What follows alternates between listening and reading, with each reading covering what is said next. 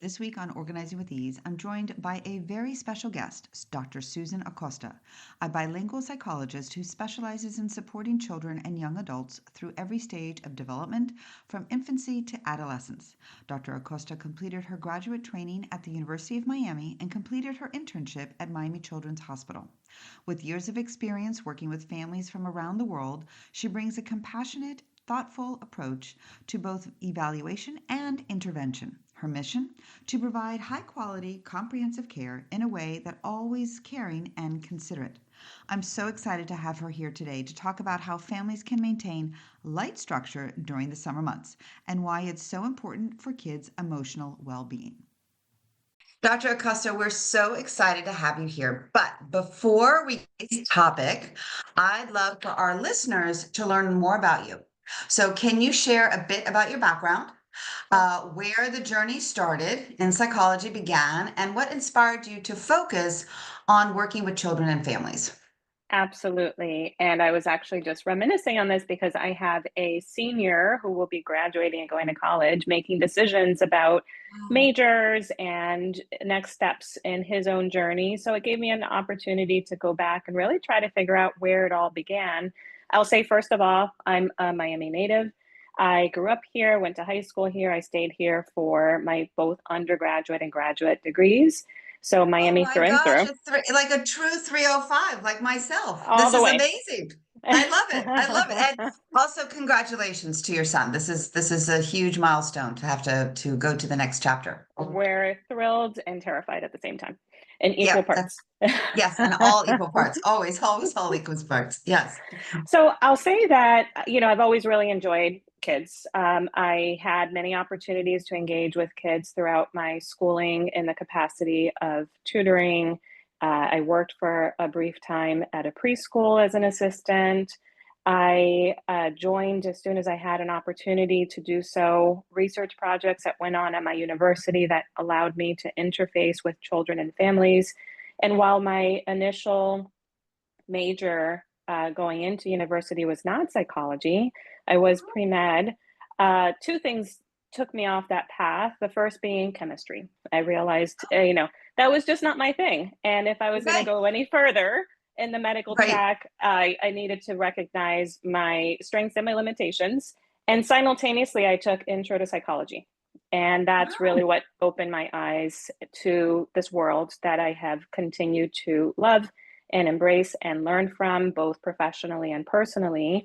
So it's really thrilling, I would say, to be able to get so in depth into the psyche, the mind, the behavior, all these patterns that we as individuals manifest, and that interpersonally in our relationships, certainly as parents and family members, that we just have embedded in us. So it's really fascinating, gives me so many opportunities to grow and learn daily, and just keeps me continuously entertained and intellectually stimulated.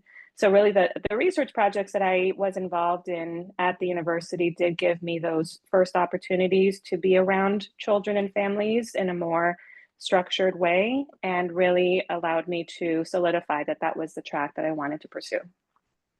oh, yes. I've always found the why behind someone's work really makes a big difference. Yes. Just, I mean, I just truly, so thank you for sharing for that. So, now summer is approaching, and summer is often seen as the time to relax, slow down, kind of forget the schedule, so to speak, right? Which is great in many ways. Don't get me wrong. I too like to have that, but sometimes the summers doesn't go that along those lines, but we do try. But I know from experience as a mom, as an organizer, but too much freedom can sometimes lead to meltdowns. I don't know, Yes. but can you say that? Can I say that? That's Or, a fact. stress for someone else or everyone actually. So why is it still important to keep a bit of structure in place for kids, even during the summer months? When it comes down to bottom line, we are all creatures of habit, from our formation to our different transitions in life into our adulthood. We need some semblance of order. As much as some of us resist it and we want to have total spontaneity, ultimately we do need some sense of routine, predictability. It really instills in us a sense of calm, regulation. And you really alluded to some of the points that you can use to indicate whether a child is off their routine too much and whether an adult is off their routine too much. It usually is going to come out in the form of a lot more irritability, dysregulation. And while summer is a magical time, and I would never take away the fun and looseness of it, I do abide by and counsel my families on the need to maintain some level of structure and routine because it really is something that we all benefit from. Right. So it's really not about those strict schedules, right? It's about having Correct. some light, I don't know, could you say like light rhythms that keep everyone grounded? I think that's a fair way to describe it, Their certainly. way of And describing it, yes? yeah, there are certain things that we want to maintain a little more rigidly, especially depending on the age of the child in question.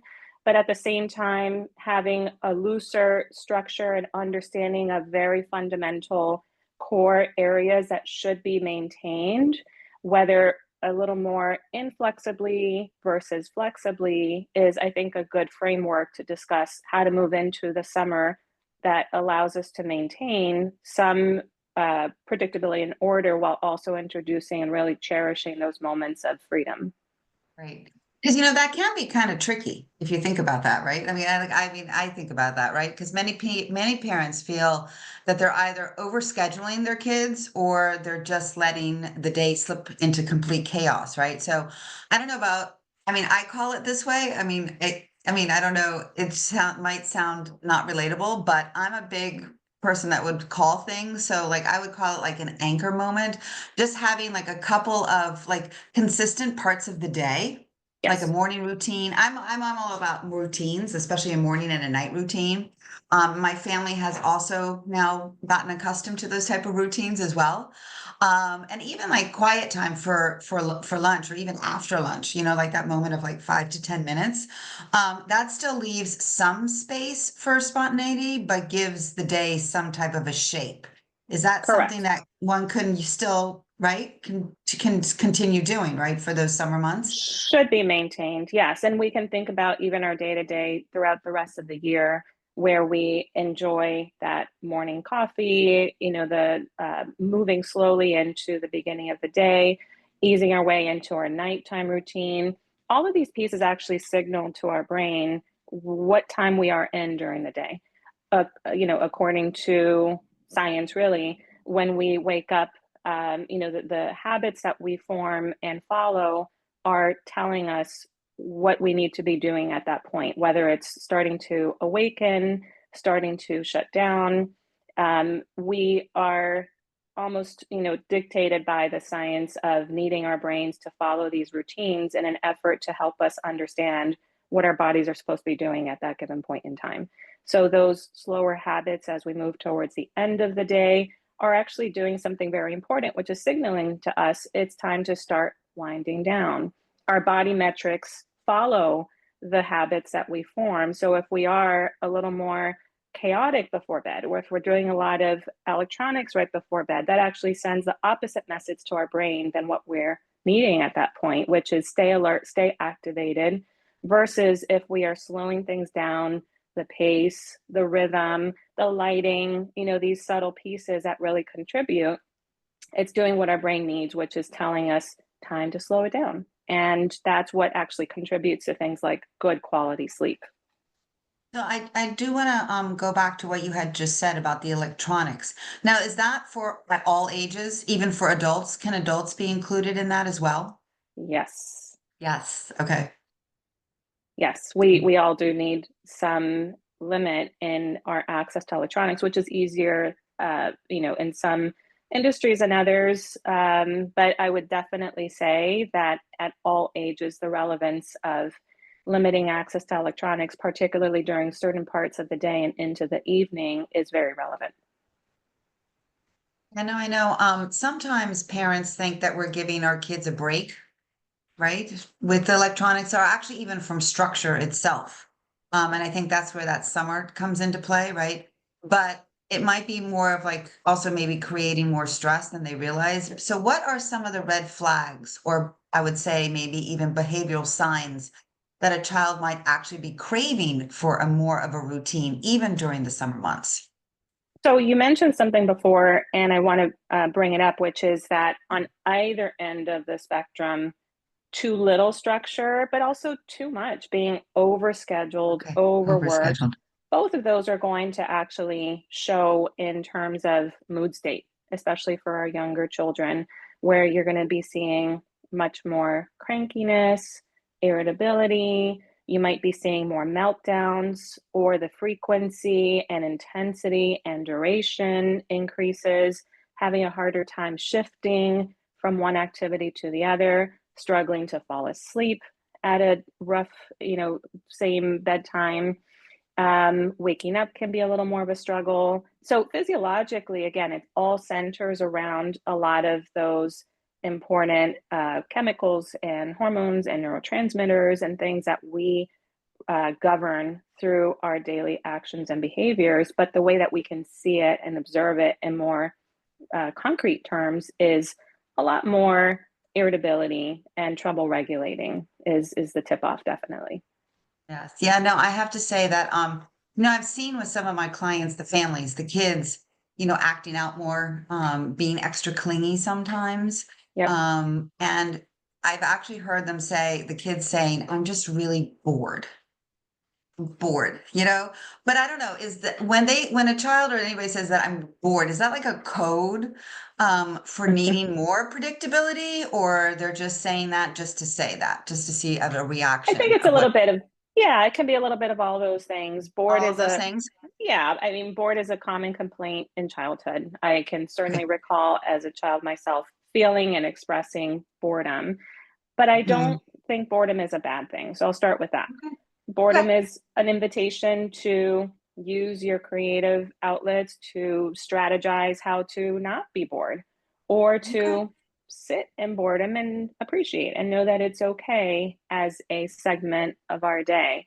But alluding to the conversation on electronics, sometimes what boredom can signal is I'm so used to being entertained that I'm not sure how to entertain myself. Oh, And that's yes, that's some, right. yeah. So if we are generally receiving stimuli, if we are passively enjoying the creative productions of another person, but we're not using our own creativity to generate, to make things, to brainstorm, to really activate our own imagination, then boredom might be a catch all phrase that describes I'm unfamiliar with what to do when I don't have entertainment being provided to me.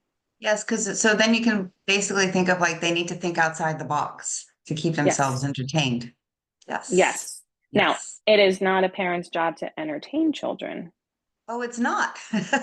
Please No. elaborate because please elaborate more on that one because I'm sure our listeners would love to hear this one so that they don't feel like they're obligated to do that. Not at all. Now, that's not to say you shouldn't play with your children and enjoy your time with them. And if you're invited to a tea party or to play Legos, by all means, run with it. That's a Right. cherished moment and core memories that are very, very important for both a child and an adult. But I will say that this sense of obligation of I need my child, first of all, to be constantly entertained, and that I'm the one who's supposed to do that, I think is a trap of sorts, because then there begins a sense of interdependence where a child in their boredom feels that the adult is meant to satisfy that for them.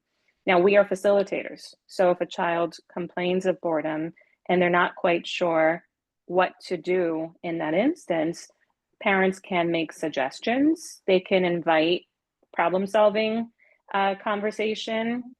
They can front load or preview what to have in store for times of boredom, knowing that the summer will have more of those lulls where maybe a time is not accounted for. And there can be, a corner of the house where certain activities are stored so that if boredom presents itself, and we welcome boredom, right? So it's not that it's Right. a bad thing. Right. When it presents itself, there may already have been a structure in place and a conversation had around, oh, well, remember what we came up with that you might do if you felt bored. And that can be that facilitation versus you're bored, let's go and do blank.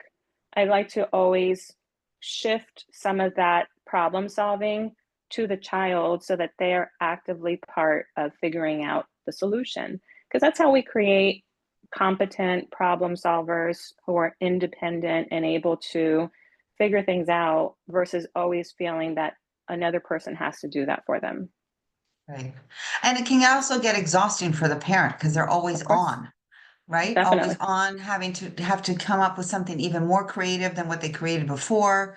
And it gets Right. very exhausting. I mean, I would see that as being exhausting, just having to be creative all the time. Because, especially for those busy moms, as we all know, right? It's hard to keep on track of that. So now let's just kind of like flip it to on and look at it a different way. So what have you seen in your work when families stick to even a basic routine during the summer? Like what kind of emotional or behavioral improvements can that bring on? Calmness, regulation, problem solving abilities, independence, a sense of confidence. Because what I know is this is from a child's perspective, what Mhm. my routine is, what my expectations are. As much as kids may resist, and adults as well, having Right. to do certain things or having to get up at roughly a similar time or having to, whatever that fill in the Right. blank is, it Okay. intrinsically gives the brain a sense of calm. And that structure, again, can be much looser, but I would definitely say that we want to make sure and talk to our kids about areas that we want to make sure are included on a day-to-day basis.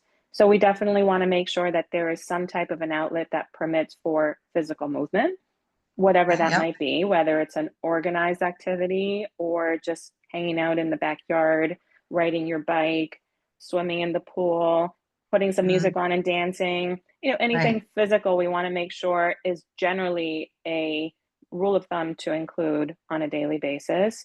We love creative outlets. And again, Yeah. creativity comes in many different forms, and boredom is the mother of creative invention. So if that means open up your Lego box and see what happens, that's a great creative outlet. Getting some watercolors, learning a new baking recipe, and fiddling Yep. around in the kitchen. Creativity comes in so many different forms, but I would always want to ensure that there is some movement towards using your brain in a creative fashion. And then I would also say social. So Right. this might be a little bit more challenging, of course, in households of both working parents or a split household, but definitely some level of socialization, either within the family or trying to structure some opportunities for kids to see each other over the summer. It really is just a nice complement to these other fundamentals that children need and thrive from, especially over the summer, where they're not maybe having as much daily access to their peers. I know that for our listeners, I'm sure that the parents that have like different ages of children, from the toddler versus the tweens versus the teens. So that all structures is all going to be different based on their ages of of their children, right? So one thing that might work for a toddler might not work for another. So for our listeners, could you just give maybe like for each one so they can kind of understand a little bit like a takeaway of something that they could do, possibly an activity for a toddler, a tween, and a teen that they could just listen to you and just be like, oh, you know what? I haven't tried this yet. Something that's like outside of the box. What would you Sure. suggest? So I'm going to lump tweens and teens in not a homogenous group because there are a lot of differences, and depending on how old the teen is, if they are working, if they are driving, if they are doing internships or volunteer hours, I think that their time outside the house might be greater, and the need to facilitate some of the structure may already be imposed by the outside environment. But tweens and Mhm. teens usually have a greater sense of independence in their ability to navigate or generate ideas for their day. But I would say that for both those age groups, making sure that we're having a conversation about the summer And these are things that I think are important. What do you think is important? We're working on a collaborative discussion, and I'm going to reference an esteemed colleague in the industry, Dr. Ross Green, who wrote a whole book all about collaborative problem solving. I think that it's imperative to have these discussions in advance of these transitions to a looser time scheduling wise, but making sure to bring up the tenets of what we do and what we have as a family as very important keystones that are going to guide us in how we structure our days. So I would say that for the older ones, we can tackle, certain projects, certain goals. I mentioned before, even something like cooking recipes, tasking them with maybe preparing a family dinner, having, the opportunity to brainstorm all the different components of how we do that, whether it's coming up with a grocery list, going to the supermarket, having money and practicing how to pay and interface with the checkout person at the store, coming home, troubleshooting, what do I do first, what comes next, what happens if things aren't going the way I'm intending, and really using that as a neat project that can help everyone really challenge themselves to doing something new and outside the box. I would say, again, more maybe for our older kids, helping them to problem solve, how to spend their time moving towards what the next goal is. So if we have kids who are nearing uh, high school, end of high school, and maybe this is more on my mind as the parent of a graduating senior, Right, of but course. we think about these things a few years Right, prior so that it right. doesn't become an urgent crisis moment towards the end, but maybe it's an opportunity to build some service opportunities, to think about a class that they might want to try to take virtually, really helping them to think about that next step and begin that planning, organization, and time management around how they might work towards satisfying something that will be much more necessary as they approach the end of high school if they are transitioning to higher education. For our younger children, I would say that it's the same expectation, but done in a very more age appropriate fashion. So we can still have conversations with our toddlers, right? Oh, okay, yeah. Oh, yeah. Yeah, right. I mean, I know, I mean, like for me personally, I know that I have. I mean, so that's, yeah. So I think it's great to engage as, like as you just said, based on the age, right? So I Yeah. would think like two and under is kind of hard. I would say two, like three, we're talking 3, 4 age or I five, think that's, five, yeah, let's say right? preschool age. I think toddlers Right, have their own. preschool age. Yep. Okay. Yeah, I would say toddlers, just to speak to that group briefly, a lot more of that structure is imposed just by necessity. Children at that age still have greater sleep needs. They have a greater adherence to a very rigid routine or more rigid, regardless of the season, just because their bodies are still at an important phase of growth and development. So we do need to be a little more rigid at times with our younger children who maybe do have greater needs still to maintain a harder line with their structure and how much access they're having to their sleep and other things. But I would say preschool age, absolutely. Conversations. I love conversations. I love problem solving discussions with our kids. I love invitations to come up with ideas. What I would make sure to include with our little ones is a picture schedule, right? Something that visually depicts for them in a way that is helpful for referencing, helpful for understanding, and helpfully for also fostering a sense of independence. If our morning routine includes things like we brush our teeth, we use the potty, we have breakfast, if we're depicting that visually, kids eventually do internalize it and there's no need for it to maintain itself in a visual format. But if we're introducing something and we're leaning towards helping a child do these steps in a manner that is fairly independent, which we most certainly can expect for even preschoolers, having that depicted in a visual way is helpful because they might not be reading unless they are hyperlexic. Yeah. They really rely a lot more on those external reminders of things that perhaps they're not able to always carry with them in their minds. And the same thing for the nighttime routine. So I like a lot of picture-based systems as a reminder. Velcro is very helpful because if we have a kind of a loose structure and then something is going to change, little kids sometimes have a hard time when things aren't going the way that they're expected to, or that Right. isn't normal for them. So let's say that we were meant to have swimming today and the weather is poor, so we're going to make a change. Hey, let's come on over and see something. And this is what happens in preschools, right? So it's really Right. simulating what they're already familiar with if they've been in schooling. Is we're going to take this little Velcro that shows swimming and let's look outside. The weather looks poor, so swimming is not going to happen today. So we're visually removing it, which then helps them to appreciate our new schedule and our new structure. And there might still be some disappointment or responses where something is different and now we're not going to do a preferred activity, but it definitely gives that reference that allows kids to regulate a little more quickly. But I like conversations and I like picture schedules for our younger children that still, again, have some key points of things that are going to happen. And then we can also have a lot of openness for free time because that's when we get to practice. How do we entertain ourselves? What are some things that we can do creatively? And I think that that is an expectation that we can absolutely introduce from younger ages.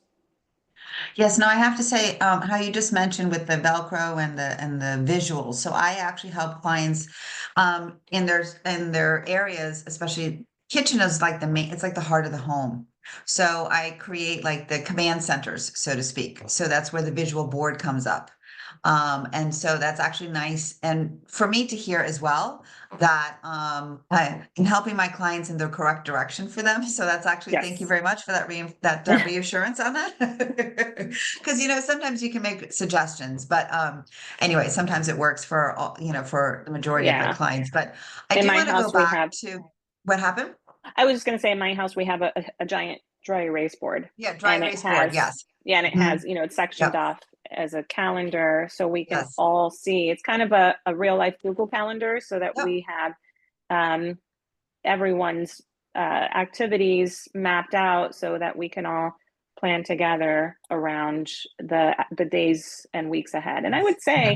say, more so during school time, but also in summer, a week ahead glance. So if we're looking at that board on Sunday, then we can all kind of see. And if we have some ideas or we have an invitation or there's something that we want to introduce, we can see from the week ahead at a glance how to maybe fit that in or whether we need to be a little more flexible in making it work. Flexible. Yeah. No, no, no, I agree. And then, I love to also throw in those vacation times. Those are the best, Yes. right? Those are the best. Those are the best. But I do want to go back and because this is something that I do myself personally, and I also get my family involved. How you had mentioned like recipes and so we throughout the course of the year we do meal planning. And we choose, for me personally, it's Sundays where I go through everything. I do my meal planning, I get the kids involved, the family involved, based on that week's upcoming week, like the schedule, like what we're going to do planning. Because the worst thing one would like to do is to come home and not know what to eat, right? When you're Yes. ravishing. So, how do you feel strongly about meal planning ahead, or like, what are your thoughts about that? I can say what I do personally Okay. is a lot of easy recipes that can be prepped in advance. So I think when I think of meal planning, maybe I have a little bit more of a concrete understanding of, everything is already cooked and stored in containers. So we're just kind of grabbing and going. I don't know Mhm. if that's how it plays out in all forms, but what I do is a lot of those easier recipes that I can slow cook and pop at night into the slow cooker and have ready in the morning, or leave it in the morning and have it ready for the nighttime. So in my household, I'm more of the food facilitator. Yeah. And because I enjoy that personally, and Oh, okay. Yep. I find it to be really therapeutic. But then what I have I have actually two teen boys, and they're certainly at a point right now where they're able to be more independent in knowing, where the food supplies are, how to prep Mhm. things that are going to be easier and faster in their mornings. And we've had conversations always throughout their childhood, but as they're getting older, being more mindful of just good choices to make that is going to help you feel energized and fueled, especially over the course of the day and as athletes, thinking about those components. So I think that kind of took a different direction than your No, question no, absolutely asked. not. No, at least the conversation of meal planning, because there's a lot, it's that the word meal planning can be defined in so many different ways and different ways of how one can use it. Right? It is a part of planning within the family, like a family structure, right? And I just Yes. like that, right? And so in engaging the family, I think part of the food and the meal really is it's really important. I mean that's my take, and I think that it has worked and it served its purpose with my so you have boys, I have only girls. And so one is somewhat good in the kitchen, the other one kind of helps, but it's okay because they both have strengths in the kitchen, which is great. At least they know the basics, right? Yes. Um, but it's also nice to see that they're at the age where they can take on, like, their likes and their dislikes of food and how to prepare it and how not to prepare it, right? So the reading the recipes, I think that's really important as well. It's like following directions. Yes. Right? And so that's actually giving them direction and goals of, like, okay, not to burn it, or timer and like transformations and like all these things that one needs to learn when you start cooking, right? Aside from being very Always right? read the recipe first and make sure you're Right. turning off the burners. I think that's the Yes. most important. Most important. Yes, exactly. Most important. So, but no, I do really believe in that. And I think it actually makes things easier because then there's food that, everybody enjoys. And sometimes there's different recipes, different meals, and different courses of the week, which actually kind of makes it more fun. It's not always at the stagnant of the same all the time, right? Because summer is Yes, supposed to be where it's not as rigid, but you still want to have that food relatively available, right? And also the snacks. Summer snacks, I think, are great. Especially the fruit side. I don't know about you, yes, but I love the summer fruits. So I don't same, know. Yes. Mhm. same. Yeah, right. There's something to be said about summer drinks, the juices. There's just something so light and refreshing. Agreed. I mean, I don't know if you can see or hear, but I mean, I'm like smiling already because of just the thought of like the watermelon and then all those Yes, other fruits that's around. exactly what I was picturing, actually.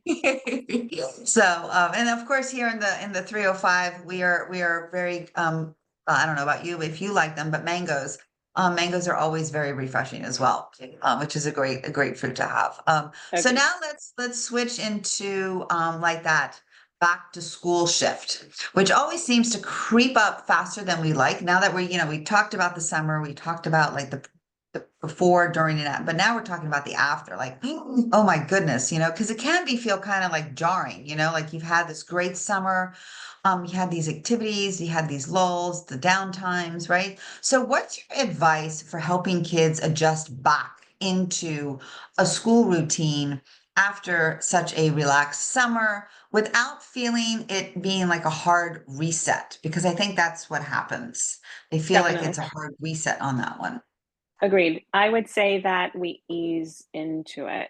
So a few weeks prior to school beginning, a couple weeks, 1 week, we're gradually moving the bedtime closer to what we're expected to be using during the school year. Our wake up time, you don't want it to be too hard of a reset because that's hard for the system to process. I mean, sometimes it does happen and it's just, a lot of days of crankiness and exhaustion and falling asleep on the way home, as we're getting back into the swing of things. But I would say I started with sleep because sleep is something that comes up as a big theme in my work with families, making sure that we are trying to reset ourselves back onto or close to approximating what the sleep routine and expectations are going to be once the school year begins. And I mention this a lot because even during the school year or summer, we have sleep needs depending on the age of the child. It varies, but I would say that even as teenagers who are in high school, if we're not getting close to 8 hours of sleep per night, and teenagers always go, what? Because 8 hours seems so foreign to them. But that's Right. really what our brains are requiring, especially at such another critical time of brain development and maturation, that making sure that we are planning around how to get back into a rhythm that permits us to have sufficient sleep, I think is the most important thing. I'd also say, helping to build some level of excitement, it, that can come in the form of thinking about if their, school schedules are released, if they know what teacher they'll have, if they know who's going to be in their class. Those are things that we can start introducing. If it's a big year, our fifth grade year, our eighth grade year, oh, this is the year where you're going to have the big field trip that only fifth or eighth graders get to do, whatever it might be. I start to tiptoe back into the language of school. Not that school's a bad word, but most Right. kids don't want to talk about it during the No, they school don't. year, during the No, summer they don't. rather. Yeah, Right. so making sure to kind of ease back into, and then having a good plan around organization. So again, we maybe have used the summer as an opportunity to do some of that meal planning and structuring. So now we want to Mhm. take what worked and what was most efficient and effective and well received, and maybe create new routines and habits that we learned over the summer, but that are going to really help streamline things back in the school year when the pace is just a little more rushed. What do you think about bringing back like the get ready checklists? How do you, what are your thoughts on that one? Like So, checklists to get ready for the summer, like from summer sure. to go into the school year. Are you a strong believer in that? Do you think that this is something that would be beneficial for the I think it children and helps. or also parents? I mean, would that be also something to consider? Sure. And just by my definition, a get ready checklist maybe is a little more practical. So, do we have a backpack? Do we have a laptop? Do we have supplies? Do we have, vaccines or whatever the school is requesting? A checklist, certainly, I live by them. I have checklists all around my office because that's how I keep things getting done versus trying to hold it all in my working memory, which is overloaded already. Always, always, Um, always, always overloaded.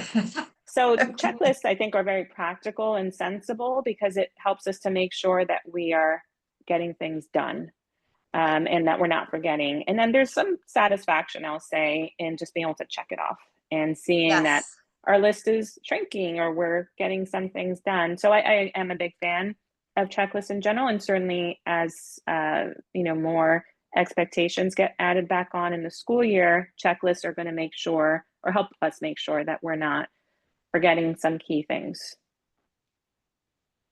No, I do. I do believe that. And I think the older that the kids get, I think they too, when they have to do their agendas and the teachers tell them, like the homeworks and things of that nature are due or projects or that are due, I think they too feel a sense of, I don't know, like accomplishments and also a satisfaction of doing like how we feel. Like I know how I feel when I check my task off that list, right? So there's something to be said about that.